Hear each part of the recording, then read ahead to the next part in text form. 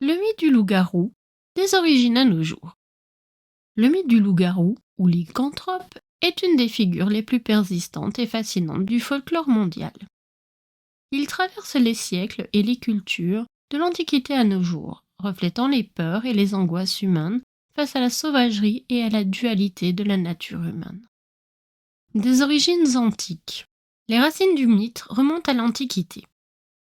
L'un des récits les plus célèbres est celui du Lycan, roi d'Arcadie, dans la mythologie grecque. Lycan, connu pour sa cruauté, osa servir de la chair humaine à Zeus lors d'un banquet. En guise de châtiment, Zeus le transforma en loup, symbolisant la punition divine pour la barbarie et l'hubris humaine.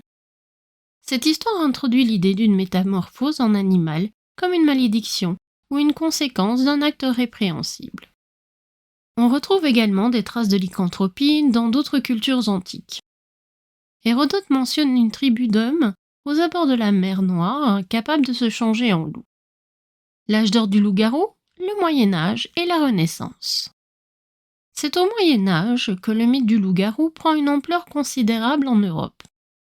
Dans un contexte de forte religiosité et de peur du diable, le loup-garou est souvent associé à la sorcellerie et aux forces obscures. La transformation est alors perçue comme le résultat d'un pacte diabolique ou d'une malédiction. Les loups, souvent perçus comme des prédateurs menaçants pour le bétail et parfois les humains, deviennent des incarnations du mal. De nombreux procès de sorcellerie au XVIe et au XVIIe siècle incluent des accusations de lycanthropie. Des personnes, souvent jugées pour les actes de violence ou de cannibalisme, sont accusées de s'être transformées en loup-garou. Le cas de Gilles Garnier, en Franche-Comté, XVIe siècle, est un exemple notoire où un homme fut jugé pour avoir dévoré des enfants sous forme de loup-garou. Ces procès reflètent une période de lycanthrophobie, peur des loups-garous, intense. Le folklore européen regorge de variantes, comme les volcolax slaves ou la birette en France, souvent liées à des ruptures de vœux religieux ou des pactes avec le diable.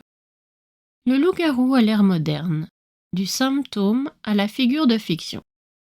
À partir du XVIIIe siècle, avec l'avènement de la pensée scientifique, l'interprétation du loup-garou commence à changer.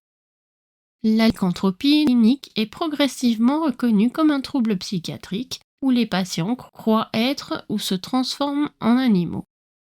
Cette évolution marque un glissement de la croyance en une entité surnaturelle vers une explication plus rationnelle, bien que le mythe continue de perdurer dans l'imaginaire collectif.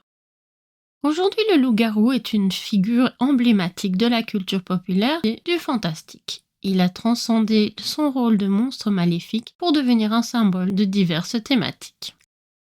La dualité humaine, la lutte entre l'instinct bestial et la raison, entre la sauvagerie et la civilisation. La malédiction et la quête de rédemption.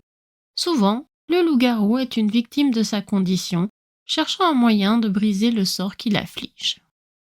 La transformation, la métamorphose, souvent douloureuse et incontrôlable, est un élément central qui fascine toujours. Le loup-garou est omniprésent dans la littérature. Par exemple, Le meneur de loups d'Alexandre Dumas. Le cinéma, des classiques comme Le loup-garou de 1941, aux films plus récents comme Twilight, Underworld ou la série Teen Wolf, les jeux vidéo et même les jeux de société, les loups-garous de tiers-lieux. Ces adaptations modernes explorent souvent de nouvelles facettes du mythe, ajoutant des éléments de romance, d'action ou de drame.